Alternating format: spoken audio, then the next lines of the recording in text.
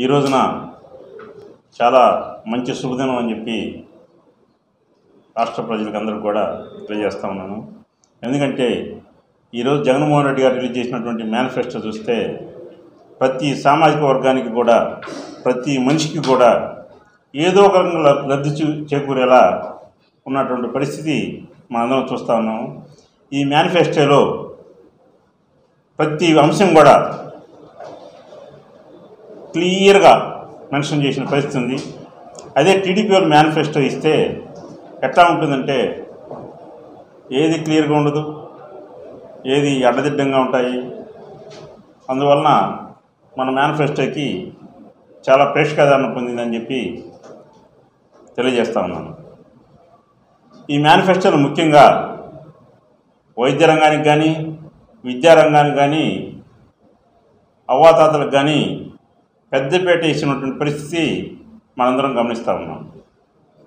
రాబోయే కాలంలో జగన్మోహన్ రెడ్డి గారు ప్రతి ఒక్కటి కూడా క్షుణ్ణంగా పరిశీలించి రాష్ట్ర బడ్జెట్ను కూడా దృష్టిలో పెట్టుకొని అన్ని రకాలుగా ఏమైతే చేయగలుగుతామో అదే చెప్పారు జగన్మోహన్ రెడ్డి గారు. ఆయన అన్నది గతంలో 2019 ఎలక్షన్లో ఏమన్నాడో అవి మొత్తం 99% మొత్తం క్లియర్ చేశారు, ఎక్కువ చేశారు.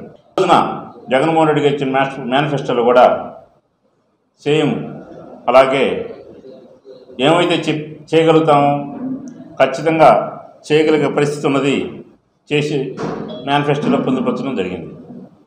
ఇంకా కొన్ని చెప్పనివి కూడా చేసే అలవాటు జగన్మోహన్ రెడ్డి గారికి ఉంది కాబట్టి రాబోయే కాలంలో ఇంకా ఏమేం చేస్తారో కూడా ఆయన మనసులోకి ఏమొస్తుందో కూడా మనందరం కూడా తెలియకుండా కూడా చేసే పరిస్థితి మన రాష్ట్రంలో ఒక జగన్మోహన్ రెడ్డి గారికి ఉంది. ఇండియాలో కూడా మన జగన్మోహన్ రెడ్డికి అంత ప్రత్యేకత ఉంది. ఈ విధంగా జగన్మోహన్ రెడ్డి గారు పాలన చేస్తూ ఉంటే రాబోయే కాలంలో మన రాష్ట్రం ఖచ్చితంగా పేదరికం లేని రాష్ట్రంగా నిలవబోతూ ఉందని చెప్పి ఈ మేనిఫెస్టోలో ఎక్కడ కూడా చూస్తూ ఉంటే అన్ని అంశాలు కూడా పరిగణనలో తీసుకొని చేసినటువంటి పరిస్థితి మనకి క్లియర్గా అర్థమవుతుంది. రాష్ట్ర ప్రజలందరూ కూడా ఒకసారి ఆలోచించాలి. అదేవిధంగా మా అద్దంకి ప్రజలందరూ కూడా ఒకసారి ఆలోచించాలి. ప్రజల కోసం ఇట్లా 24 గంటలు తప్పించే వ్యక్తి జగన్మోహన్ రెడ్డి గారు. ఇలాంటి జగన్మోహన్ రెడ్డి గారిని మనందరం గెలిపించుకోవాలని చెప్పి మళ్ళా రాష్ట్రం కూడా వెనుకబాటుతనం అనేది చూడకూడదని చెప్పి 5 సంవత్సరాల్లో జగన్మోహన్ రెడ్డి గారు రాష్ట్ర ప్రజలందరినీ కూడా చైతన్యవంతులు చేశారు.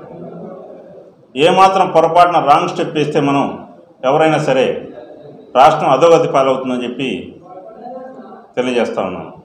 కాబట్టి మే 11 జరిగే ఎలక్షన్స్లో అందరూ కూడా రాష్ట్ర ప్రజలందరూ కూడా లబ్ధిదారులందరూ కూడా అవ్వాతాతలందరూ కూడా కులాలకు అతీతంగా మతాలకు అతీతంగా ఫ్యాన్ గుర్తుపై ఓటు వేసి జగన్మోహన్ రెడ్డి గారిని అత్యధిక మెజార్టీతో అత్యధిక సీట్లతో సీఎంగా ప్రమాణ స్వీకారం చేసేదాకా రాష్ట్ర ప్రజలందరూ కూడా సైనికులాగా పనిచేయాలని చెప్పి కోరుకుంటూ సెలవు తీసుకుంటాం.